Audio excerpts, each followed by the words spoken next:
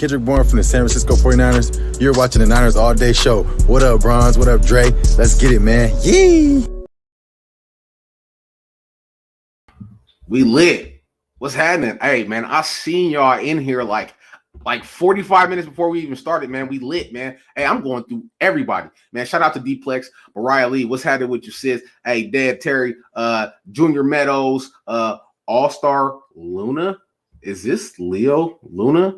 Why are you in here, bro? You know, we got real beef. Hey, but shout out to Leo Luna, though. You know what I'm saying? Shout out to Grant Cohn. Thank you for making me, as Leo would say. You know what I'm saying? Well, yeah, I'm definitely going to address that.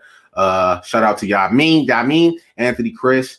Who else? Riz 300, Rashad, Brian Edwards. Man, we lit in this thing. Oh, Go Kart Mozart. What's happening with you, my guy? Electricity. I like that name. Who else we got in here, man? Smith Steven. Hey, man, we lit. Fluffy Niner. Spy Nick, what's happening with you, bro? Jose Ramirez. Hey, man, we lit in this thing, man. What's happening, man? This is your guy, Niners All Day, Dre, a.k.a. Fran49er on Twitter. You know what I'm saying? A.k.a. Mr. I Do This For Real, a.k.a. You know how we do this, man. Hey, shout out to the Patreon members, man. Shout out to all the subscribers. If you have not subscribed to this channel, go ahead and press that button. It's like right there. And then you press another button. It's like this. Even if you want to press this and be a hater, hey, we still accept it. You know why? Because you're adding to the revenue by tuning in right now. Yes, you count as a view. You count as a view. Even if you press the thumbs down, you count as a motherfucking view. So press that thumbs down. I don't give a fuck. That's how we doing it up in here, man. Hey, so Bronze is on. He's actually on a vacation. His son, shout out to all of the service members, whether you're in the Army, National Guard, Navy, Marine, whatever you do, shout out to all of the service members. Bron's son has just came home from boot camp, and he is about to be deployed. So Bron's is taking off probably for the next week. Jason, he also has a lot of stuff going on outside of here. He has a podcast that he is recording right now. So if y'all want to check it out, man, go and check out Jason's Twitter. And he has a hip-hop podcast. So if you're a hip-hop head like me, go and check out Jason.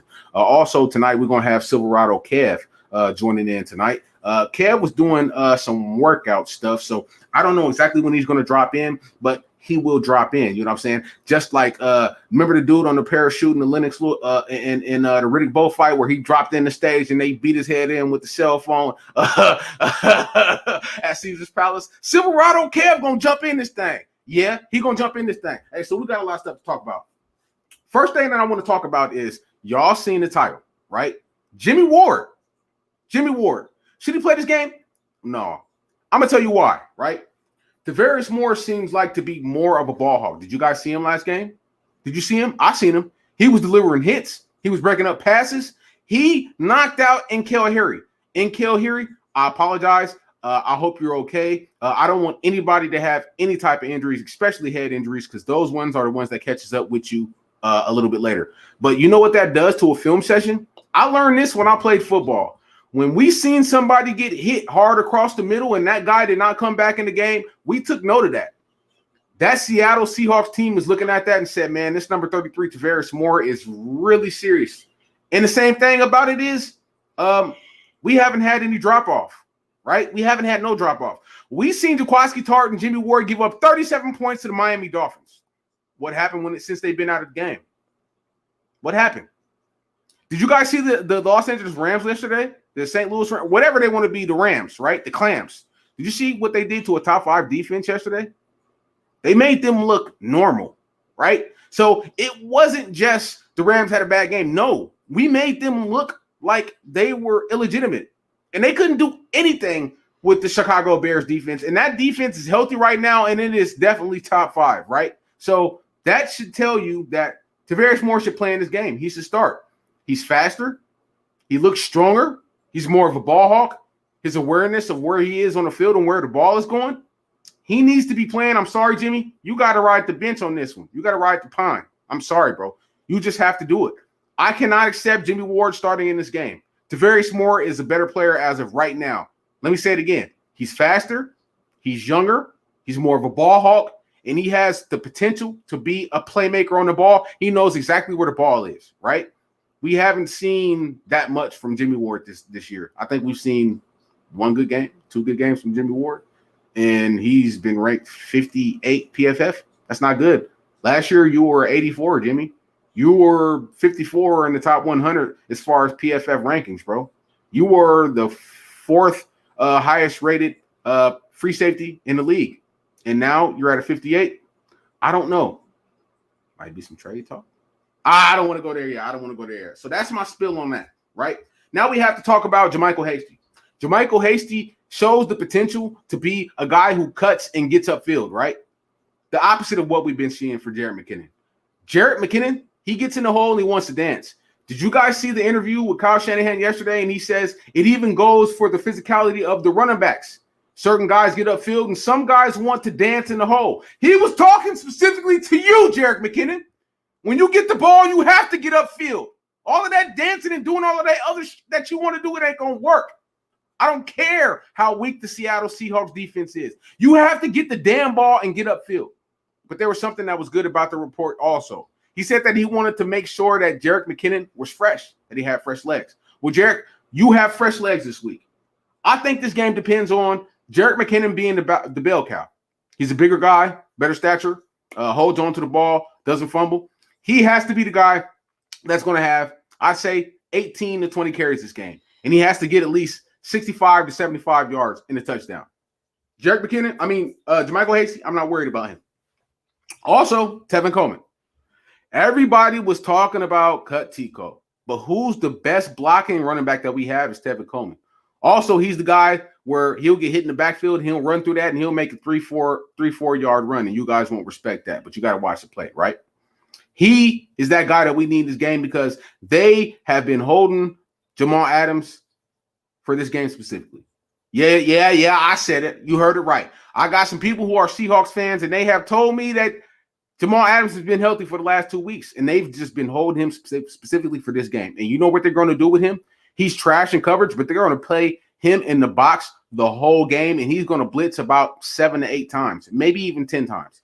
So that means Tevin Coleman is very important to being able to pick up those blitzes of Jamal Adams. Very important, because they're going to send him at Jimmy Garoppolo. And Jimmy Garoppolo, you got to stand in there and take some hits. All of that throwing up and tucking your shoulder, that ain't going to work this week. You got to stand in and take some motherfucking hits like a grown man. You make $27 million, you have to stand in and take some hits. Yeah, I'm pumped up this week. Yeah, I'm pumped up because it's Seacock week. And you know what we do to Seacock. We let them have a business, period. It's a house divided on Sunday. Yeah, significant other. Yeah, she's a Seahawk fan. But it's a house divided on Sunday. You know what I'm talking about? We're going to keep the energy up like this all week. We're going to go to the third topic. I love you, K'Waun Williams. I love you. I really do. I appreciate you. But you lost some money. Jamar Taylor, he now has 3 picks. He had 2 picks in one game, and he had another pick a game and a half ago. 2 games ago, right? So he has 3 picks, right? He also has 2 sacks. It looks like to me he could do the same thing that K'Waun Williams could do. Also, K'Waun, he's going to be a year older. Missing a step. What happened this year? He missed the entire training camp because he was injured, right? He was injured. He missed the entire training camp. Then he came in, played a game, got injured, sat out, came back, played a game, and now he's been out the last couple of weeks, and he's supposed to be back. I'm happy to hear you coming back, K'Waun, because you know how to shut down Lockett. We've seen it. There was a game where Lockett only had 2 catches, right? And that was because of K'Waun Williams. But the question is, do we give K'Waun a big paycheck next year? Or do we sell high and get what we can get right now to a team who's going for the gusto? There's certain teams out there that's going for the gusto. The Ravens, the Bucks, the Saints. Those are the guys that are going for the gusto, right? So, hey. Somebody said that Jamar Taylor is 30. Yeah, but who has more tread on their legs? Who? Let me know. Who's been starting continuously for the 49ers for the last 3 years, right? Who has more tread on their legs? Let me know. Who has more injury history? Let me know, right? It's not just about the age, but it's about how long have you been putting those legs to work? And as far as I know, K'Waun Williams has been a starter for us for the last 3 or 4 years, right? So I don't know. You let me know. Do you sell high a player that you're probably not going to be able to reacquire because he is going to be a free agent next year, and he's going to want at least $35 million. I don't know. So we're going to go to the next subject. You guys do with it what you may, right? So we know about Ayuk and Bourne. KB, that's my guy. Y'all already know that's one of my favorite players on the team. You talk disrespectful to him, you might find your way out of this chat. That's just how I get down, right? Who's the third guy? Deebo Samuel he tweaked his hamstring, right? So he's probably going for at least 2 weeks. So who's the third guy? I'm tired of seeing you, Trent Taylor. You look slow. Your routes are still crisp, but you can't get open in man-on-man coverage, right? So you're literally a non-factor. Who's going to be the third guy, right? Do we just line up in 22 personnel and try to bully teams like we've done the last 2 weeks? Did you see how much times we ran 22 personnel last week? It was crazy, right? And we still had Deebo. So I don't know. We need to answer that question. That's one thing that worries me about playing Seattle without Deebo Samuels, because every time we play Seattle, Deebo Samuels does his thing, right? So, we're going to have to figure that out. Yeah, but Richie is not fully healthy. We know that he left the game last week and didn't return because he had an ankle injury, right? So I don't know. Kevin White, I see Anthony Williams saying Kevin White. Anthony Williams, do you know that Kevin White has not scored a touchdown in the NFL? Like not even one. Like it's a goose egg, right? So I don't know. You know what I mean? But this is what I do know. Richie James has 6 receptions for 165 yards and 1 touchdown, which is 27.5 yards of reception, right? That means he's a playmaker. Kyle, get him involved in the motherfucking game. That's right. I said it. Get him involved in the motherfucking game. Get Richie in there. That's the answer. And play a lot of 22 personnel. That's what we're going to have to do if we want to win this game. The 49ers have also played. Hey, so just in the chat, how many different players do you think the 49ers have played and started through the 7-game series? I'll wait. I want to see it in the chat. You type in a number because I got it right here in front of my face. Oh, yeah, I did my homework today. How many different players have the 49ers played and started? 20? Higher. 82? No, that's close. Keep on. I need to see some more. Oh, somebody got it right. Electricity. 69. Somebody's been paying attention today. The 49ers have played 69 different players this year, inserted them into starting lineups. It's amazing. This tells you that this is the most well-coached team in the NFL, and also we are the best at player development. We bring guys in, whether they are 5th, 6th, 7th round, or even undrafted guys, right? And we make them into NFL players. It's amazing. It shows you that this 49ers team is the best in the NFL at A, developing players, and B, bringing those players in and making them successful and letting them play to their strengths in the NFL. It's very hard to do, right? There's only, I think there's one more team that does it, and we just beat them by 27 points on their home field, and that's the most in history, and that's the Patriots, and they have one of the greatest coaches of all time. I don't think he's better than Bill Walsh, but he's great. He's great. Shout out to Belichick, whatever you want to call him. Yeah, he's pretty good, Stop watching those practices. So let's go to the O-line. The O-line is hitting their full stride in this game 7, and it doesn't look like they're going to get any worse. It looks like they're going to get a lot better. And I think it's due to them not having any preseason, right? Everybody talks about, we don't need preseason games. Did you see what we looked like the first couple of weeks of the season? We need preseason games. We really do. We need preseason games. We need them, right? So shout out to the offensive line. Yes, Grasu looked very great. Didn't allow a sack, didn't allow a pressure. Shout out to Aranis Grasu. All right, let's move on, man. We moving on to these subjects. So I love what I seen from Kinlaw, right? Javon Kinlaw. We seen flash after flash. He came this close to having 2 sacks in that game, but he's playing against Cam Newton. He is gobbling up double teams, right? Javon Kinlaw is him and Kevin Givens are the most double team guys on that line, even more than DJ Jones, and that says something. He stops runs. His hand placement is very good. He's not playing high. He's playing with a really good level. He leads the team in batted down passes. He's caused 2 interceptions due to his passes being batted. He's a monster, right? And people say, well, he doesn't have the sacks. Who cares? Chris Jones for the Kansas City Chiefs, the MVP of the Super Bowl. I don't give a damn what anybody says. He deserved that MVP over the quarterback, Patrick Mahomes. He deserved it. Why? Because Patrick Mahomes had a horrible game. He had a 53 PFF and a 58 quarterback rating. And he threw 2 interceptions, and we sacked him 4 times, and he fumbled the ball once, even though they recovered it. Chris Jones, he was the MVP. He had 3 batted passes in 1 quarter, right? You know how many sacks Chris Jones had his first year in the NFL? 2. How much money did he make this year? $85 million. 3 years. Look what he's doing now. Javon Kinlaw, something special, people. You guys want to check that out? Go ahead. All right. Let's check out these defensive rankings, right? Keep this in mind. We have had 8 starters missing and 4 rotational players. They're done. Haven't played, ain't playing. No time soon. So, 5th in yardage allowed. 5th in scoring. 8th in yards per play. 8th in points per play. 7th in third down completion percentage. 3rd in red zone. And 3rd in touchdowns allowed. 2nd in points per game. 2nd in touchdowns per game. That's what this defense has did. Isn't that amazing? Right? Man, shout out to Robert Saleh. Shout out to Robert Saleh. Shout out to Kyle Shanahan. Shout out to all the position coaches. Our new DB coach is doing this damn thing.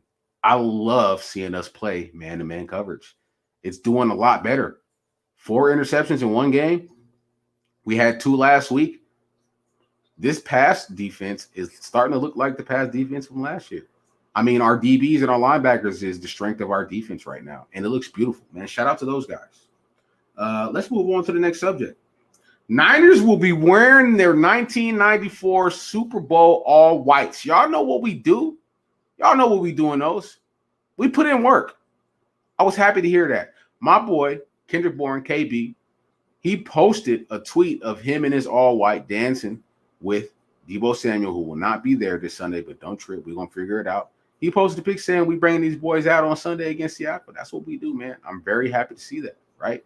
Very happy to see that because, we put in work in them whites, kind of like the Lakers did with them Mambas. Also, I have a question. What is it with you Bay Area guys? What is it with the hate against Los Angeles? I don't get it because I'm from Inglewood, California. That's Los Angeles County. And when we were trash and the Warriors were going to the championship, I had a lot of partners who are Lakers fans, and it was like, hey, man, bring the championship back to the West Coast. We're going to support all California. Like, where does this hate come from? I think that shit is weird. Like, y'all, it's a lot of weirdos out there. Like Dodgers fans wasn't hating on the Giants when they were winning all those rings. Like, I was like, hey, bring it back to California. Let's go. Like, what? I don't know. That's just some weird shit to me. You know what I mean? Like, I don't like it. You know what I mean? Like, there's no reason for there to be like, Bay Area against LA. We all know that, there is no comparison. Like, why would we even try to do that? Like, I really don't get it. I think like whoever does that is fucking weird. You know what I'm saying? Like, we don't spend our time like trying to hate on somewhere, you know what I'm saying? Like, other than Los Angeles. Like, if it's California, it's California. Like, let's do it.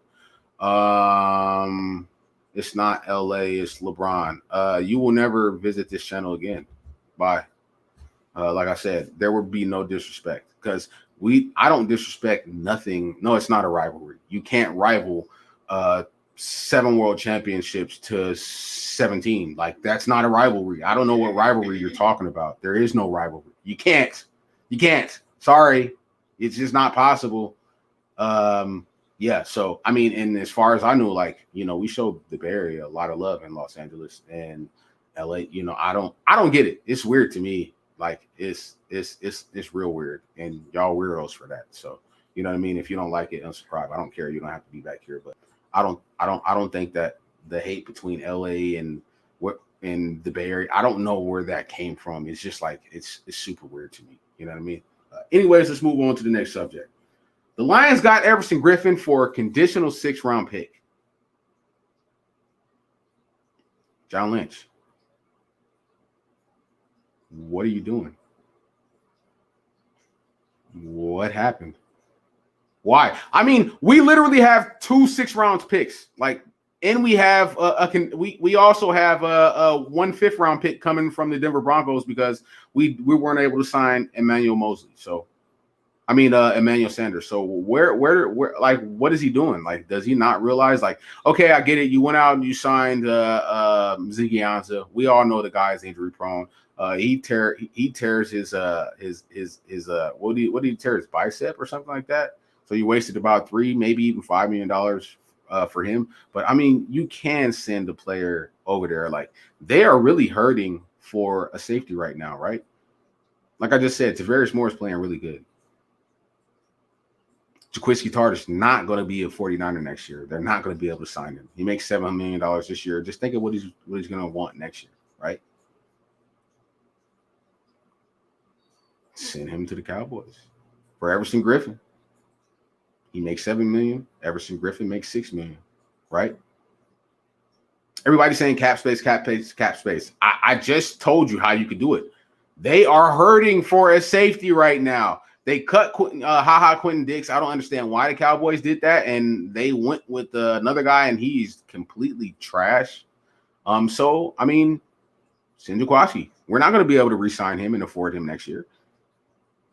We got Fred Warner coming up. We got Juice coming up. We got KB coming up. We gonna have to re-sign Barrett. We got DJ Jones coming. I could go on with the names. We have a lot of guys coming back, and we're not going to be able to afford Jaquiski Tartt. I don't know. Like, I would have made the move. Give me a pick and Everson Griffin for Jaquiski Tartt. They would have taken it and eaten it up. It's stuff like that where I look at John Lynch and I'm like, hey, John, like, I love you. You are a great GM, but you have to make this move. Like he got taken by the Lions for a conditional 6th. A conditional 6th. That means they don't even know what the 6th-round pick is going to be. They just know it's a conditional and they're probably going to get it. That makes no sense at all, right? So, Tanya, you continuously talk about cap space, and I literally just gave you a damn method to how you could get him. Jaquiski Tartt makes $7 million, right? Everson Griffin makes $6 million, right? The Dallas Cowgirls need a safety badly, right? We're probably not going to be able to sign him, right? Because he's going to want at least $8 to $10 million a year, just like Jimmie Ward, right?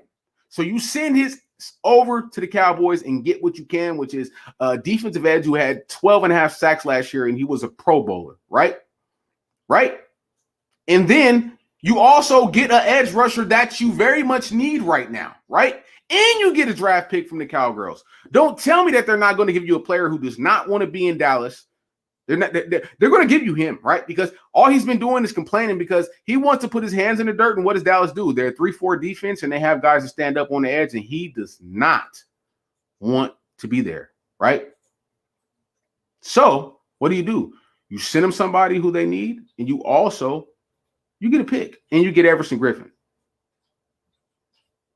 I don't know. It's stuff like that it makes me think like, hey, John, like, you're a very good GM, but sometimes you miss opportunities because a sixth, they gave Everson Griffin up, a Pro Bowler who had 12.5 sacks last year, for a 6th, a conditional 6th at that. So they're at least going to give you a pick in Everson Griffin for a talent like Jaquiski Tartt. I don't know. Carlson says real talk, but we all know it didn't have. Well, hold on. Let me scroll up. It says real talk, but we know it didn't have. They screwed up. I don't understand. You got to reword that, bro. I think, you know what I'm saying? I do that sometimes too. You know what I'm saying? You have to reword that. I also heard of a lot of trade rumors about Michael Thomas. Yeah, I don't want Michael Thomas. That's the same guy that's putting his franchise on blast, saying that he feels disrespected. He also punched one of his teammates in the face during a film session. Do you want that? Like, y'all complain so much about Antonio Brown. Why do you want that guy? AB never punched nobody in film session. He might have had arguments, but he never punched nobody. So why do you want that? I don't want Michael Thomas. I don't want that guy. Somebody who makes like a what was his contract? Wasn't it something like crazy, bro? Like 100 and something million, guaranteed 74 million. Like what the? Y'all want that guy who punches people in the face and calls out his franchise over Twitter? I don't want that guy. I'm sorry. He's not that good to me. Anybody who gets 149 receptions and they throw the ball to him 202 times, which that's what happened last year. They threw the ball to him 202 times and he had 149 receptions. And you guys are surprised that he leads the league in receiving yards? I'm not. If you throw any receiver the ball that much, it would be pretty good. Oh, here we go. Let's go. Silverado Kev. What's happening with you, bro? What's happening, man? Oh, you putting in that cardio, huh? Hey, I told you, man. I'm trying to get it in. What's happening? I know that's right. Hey, so I mean, I went over a plethora of subjects, but the one that I want to talk about is Everson Griffin. He got sent to the Detroit Lions for a conditional like 6th round. Conditional 6th round, right? And that, you know, that means that we don't even know if you're going to get that pick, or it means that you're going to get it, but we don't know if it's going to be in the top, the mid, or the bottom of the 6th round. And we have 2 6th-round picks, right? And the point that I was trying to make, everybody is talking about the money. We don't have the money. We don't have the money. People, the Saints are 107 million over the salary cap right now. Do you think bro, they were 74 million over the salary cap before the season starts, and due to the contracts they had to delve out, especially to their running back, they're 107 million over the salary cap right now, right? We know that the Cowboys are struggling with their safety. Instead of taking Quentin Dix, they cut him and they took Elijah Woods. He's given up 7 touchdowns this season, right? So we know that they need somebody like a Jaquiski Tartt. We're not going to be able to re-sign Jaquiski next year. He's making $7 million this year. This year, he's going to want at least $8 million like Jimmie Ward per year, right? We're not going to be able to re-sign him. You sell him and you get what you can. Why didn't John Lynch give them Jaquiski Tartt? You get somebody you need who, like in Everson Griffin, who had 12.5 sacks last year, and he was a Pro Bowler. You get the edge rusher that you need that could possibly push us over the hump, and you get a pick back. Guaranteed you're going to get a pick back for Jaquiski Tartt. I saw people reacting to that, and I'm not going to lie to you. First thing, I lied for you before I lied to you. You know what I'm saying? First thing I said to myself was, well, damn, that's all they wanted. But right. Then I said to myself, well, maybe, just maybe, they knew something that we don't know. I don't know. You know what I'm saying? It got to be a reason. You know what I'm saying? Why, there was no move made or whatever. You know what I'm saying? Yeah. And so, in terms of our cap space and our capital, draft capital, is like we ain't working with much. You know what I'm saying? So, could we use some extra edge rush help? Yeah. You know what I'm saying? And I'd like to see somebody come in. But who knows? What's up? What name is it? Willis out of Kansas State. You know what I'm saying? Maybe he might come in, and I don't know. I don't know, bro. I don't know, bro. If you wait for another Bosa to walk through that door right now, though, it's not gonna happen. You know what I'm saying? It's not gonna happen. I mean, it's definitely not gonna happen. I mean, I feel you there. I just feel like sometimes John Lynch can make the extra effort, man, and make some things happen. And I feel like he's a very good GM, but he could get very conservative. And it kind of bothers me a little bit. You know what I mean? Like, we see all these teams like the Bucks, the Saints, the Ravens, especially the Ravens, even the Chiefs. Like, those are they're trying to make things happen. You know what I mean? Like they're trying to make things happen. The Steelers, there's a certain teams that have made moves where they're trying to make things happen and they're trying to get it done. And I feel like we don't have the luxury to just sit back and let everybody get better. You know what I mean? Like, we have to get better with everybody else. Well, I will say, at least right now, bro, I'm actually pleased to say the secondary is holding it down with a lack of pass rush right now. You know what I'm saying? Because they are that tandem of Verrett and Mosley, man. If we would have had to go to the rest of the season. Speaking of that, yeah. Sherm, I love you. I know what you're gonna say. I know where you're going with this. but I'm gonna let you finish though. Sherm, I love you. You are a pillar. You are a pillar to this franchise, right? But your locker room presence and your leadership presence might be a little bit more important than you playing on the field right now. Because Verrett and Mosley are balling. They are balling. I'll say this. In the off chance, Sherm comes back, but see, my scenario would mean K'Wan Williams is out longer than he would be out, which I don't want. But my scenario He's back this week. K1's back this week. Okay, well, never mind then. Because I was going to say, only way I can see keeping all three in the field, minus K1, was once Sherm came back healthy, have Mosley on the other side and slide Verrett to the nickel, which he can play nickel too. Exactly. But with K1 back, there's not a need. So, and like you just said, Uncle Sherm, I love you, man. I love you. Love everything you do. For real. It's just, and we've seen, especially without a pass rush, he's a liability to get beat deep. You know what I'm saying? And so, I mean, but who's to say that for some reason teams may have time to throw deep? I don't know. I mean, I'm not saying throw Durham and be done with him. Nah, you know what I'm saying? I'm not saying that. It's a good problem to have, having three corners that you can use, but and since we're talking about that and people being better in certain positions, hey man, I like Tavares Moore out there. You know what I'm saying? I mean, let me flip the page. He gets down. The title of the show is Sherm, you might have, Jimmy, you might have to ride the pine. He has more of a big play potential than Jimmie Ward right now. It jumps off the screen, bro. He was everywhere around the field. He knocking N'Keal Harry out the game.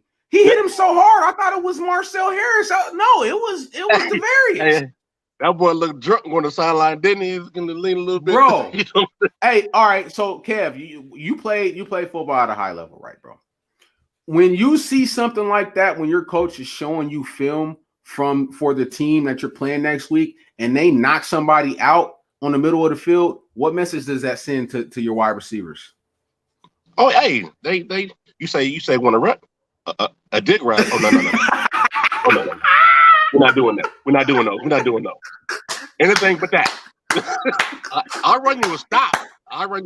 And out a corner, but I'm not doing that. No. We ain't doing that. And see, right?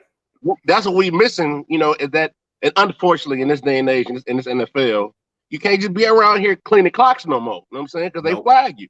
Exactly. But done the right way, it does send a message. And I'll say this about Jimmie Ward. Jimmie Ward kind of reminds me, and this might rub some people the wrong way, but I don't really give a damn. But get out the feelings. But Jimmie Ward kind of reminds me of a Jimmy G at free safety, meaning he plays very conservative. You know what I'm saying? He don't really take a lot of chances. And I'm not saying he need to just jump routes just because, but Tavares Moore, you see, he was out there making plays, flashing, jumping routes. I'm like, hey, see, there you go. And so, but Ward being so, I don't even want to use the word timid, but him being so unaggressive, he misses the big plays. You know what I'm saying? Right. So, I mean, but he's talented. He's definitely talented. But I would like to see all three of them on the field at the same time, like in like a 4-2-5 look. With the three safeties being Jimmie Ward, Tart, and Moore. Right. And I'm gonna probably receive some blowback, but like I said, Jimmie Ward and Jaquiski Tart just gave up 37 points to the Dolphins, bruh. To the Dolphins. Well, I mean, hey, if we would have had the secondary that we had against the Patriots, bro, and the Rams, we would have won that game. Well, shit. If we would have had one quarter different, we would have won that game, right? So, but see, now, not to go backwards, but you gotta ask yourself: the first thing I would have done when Allen got beat deep, hey, you stayed his side every time. You stayed his side. I don't care what happened. I don't care if Jesus over there. You stayed his side. You stayed his side, right? You know what I'm saying? Yeah. They kept leaving out there on the island. And I'm like, get it. Hey, he made Fitzpatrick look like Fitzmagic. He did, bro. What's so funny is Jason Verrett, he had one chance. He got in the game, he got burnt for a touchdown. What did they do? They pulled him out of the game. Did I freeze? No, you still here, bro. Oh, my face is frozen right now, but okay, cool. Oh no, you moving, you talking, you all of that on my side. I don't know what's going on your side, but everything good. So what happened last year against the Steelers is Jason Verrett, he got burnt right by Juju, scored a touchdown on first play, and they pulled him. And I was just wondering why, they left that young man in there who is not even a cornerback. Allen is a defensive back. He's the safety. That was his first time ever playing in an NFL game as a cornerback. So it kind of threw me off. You know what I'm saying? It made me worry about Robert Saleh a little bit, but he's redeemed himself this last 2 weeks. The defensive play calling has been immaculate. The defensive ends aren't focused so much on getting upfield. They are a lot more focused on containing the edges, and that's what we need to see going into a game with Russell Wilson. Yes. And I'm glad you brought that up because I was thinking, during my little cardio, I said, what would I do if I was Salah on defense? You can't go man because it got all that speed at receiver.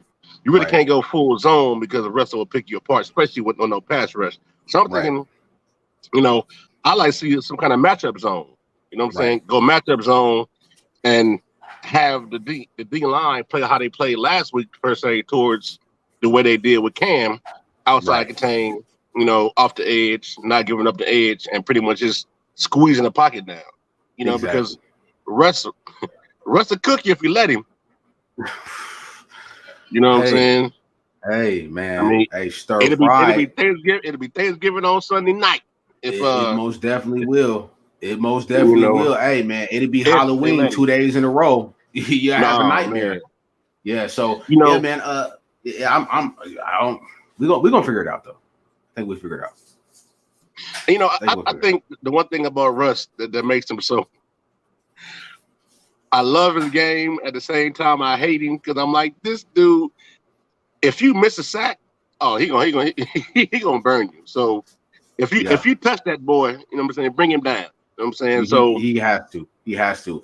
And we've been seeing a lot of that. Yeah, we've been seeing a lot of that, especially with Kinlaw, even Eric Armstead, where they right there, bro. I've over the last 3 weeks, I've seen 6 sacks between Kinlaw and Armstead themselves, where they're right there and they just can't get the dude down. And it's all loading. Yeah, and see the difference between this year and last year is if you couldn't get him down, there was somebody else that was coming right after he wiggled out of you. There was somebody else right there, right? And you see difference this year. Right. You know what I mean? So we just gotta hope and pray that D Ford is able to come back. We know that Blair is gonna come back. I seen a tweet from Julian Taylor that says, don't discount somebody like me, right? And I'm happy to see, man, that those guys are pumped up. I know they're doing everything they possibly can do to come back healthy and to give us some more depth and kind of rejuvenate our defensive line, because I really think that we could peak at the right time. Like everybody counted us out, bro. It'd be dope. It will be. It will be. And like I said on Twitter earlier, missing Debo suck because Debo different. Debo a dog. He different. That's what I'm Debo a dog. You know what I'm saying? But even with a healthy dose of Ayuk, Kittle, Hasty, and Hasty, that boy can boogie. You know what I'm saying? I want to see more Hasty. You know what I'm saying? He can do anything you need him to do. Right.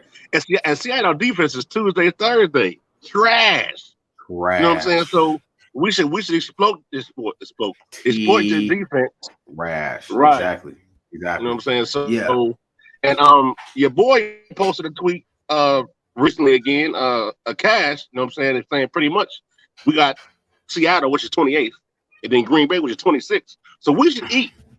I know they call this the gauntlet because of the records of the teams, but the defenses of the teams ain't good at all. Right. And the Saints ain't looking too good on defense either, bro. They're not. They did that.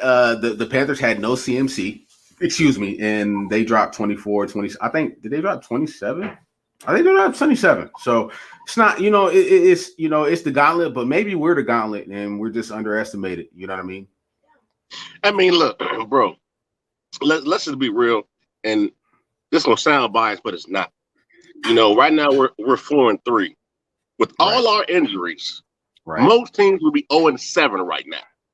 Right. They would be, bro. You know what I'm saying? But now look at the 3 we lost. even the Miami game. You know what I'm saying? Because that cornerback situation was a one-off. Right. We could be very well be 7-0 right now with all these injuries. We could, bro. And you know what? Let's say if we win 10 or 11 games and we get to the playoffs, there's no way in hell that Kyle Shanahan should not get Coach of the Year, bro. Let's just be 100. I mean, look what he had to deal with. Look what he had to deal with, bro. Yeah. Hey, I don't know. Do you watch? Because I work from home, and so my TV right behind me on the wall. So okay. I'm watching Undisputed, Colin Coward. Did you see the Herd today? They put a picture up. We had both sides of the screen filled up with players who out, bro. It was like 12 of them. And I'm just like, this is crazy. It's crazy. You know what I'm saying? Crazy. So yeah, I didn't get to see that segment with the Herd, man. I got to go back and catch Colin on YouTube, bro. So they showed all of the injured players. Bruh, it was, I'm telling you, I think he said, how many players do NBA squad carry? Is it 12? They carry 12 in NBA, right? They carry 12 active and 4 inactive, so 16 total. Yeah, because he said, yo, this is the NBA team right here. I'm saying, right. And I was like, damn. Man. Yeah. That's damn. Hey, man, look, crazy. I'm going to drop out of here right quick and come back. Yeah. It's tripping. I'm frozen. Hey, you know what, bro? I know we got a lot of Bay Area fans in here. Y'all know how I feel. I feel like there should be no hate between Bay Area and Los Angeles. I'm a Los Angeles guy, and I see too much hate between the two. A lot coming from the Bay Area. I don't know why y'all hate us so much. You know what I'm saying? I'm from the Bay. What you mean? Yeah. Well, I'm just saying, bro. Not just you, but like you see it on Twitter. You know what I'm saying? The hate that the Bay Area has for Los Angeles. We all know it's Game 6 tonight, and I'm a diehard Dodgers fan. So what we're gonna do is, Kev, we're gonna schedule a time for tomorrow because I need to watch this Game 6, and we're gonna schedule a time for tomorrow, bro. And I'm gonna have you on tomorrow because the chemistry is crazy right now. So I'm doing my Brewer Talk Nana Talk show tomorrow at it's 5. I got to turn it down, but don't trip. I'll be back. Trust me, I'll be back. Man, I appreciate having me on, bro. I appreciate it, man. It's all good, bro. I appreciate you, bro. And we definitely gonna be in contact. All right, man. Stay up, brother. All right, bro. With that being said, Silverado Kev came through, and man, that was some really good stuff, bro. Yeah, I got to get to this Game 6. Like I said, man, I feel like it's all about California. There should be no divisiveness between Bay Area fans and Los Angeles fans because, like I said, I don't see it coming from Los Angeles. Like, we don't hate on the Warriors or the Giants or, you know what I mean? Like, it's all love, you know what I mean? So I don't know, that stuff really bothers me, you know what I'm saying? Because at the end of the day, it's still all California, y'all. It's still all California. Like, the title's going to come back to the West Coast. So, but it is what it is. Y'all do what y'all do with it, but I don't want to see it. Don't like to see it. So don't bring it in here. With that being said, shout out to all the Patreons, Niners All Day fans. Appreciate you guys. Love you guys. And we're going to have KB take us out. I'll see you guys tomorrow with Silverado Cat. All right. This is Kendrick Bourne from the San Francisco 49ers. You're watching the Niners All Day Show. What up, Bronze? What up, Dre? Let's get it, man. Yee!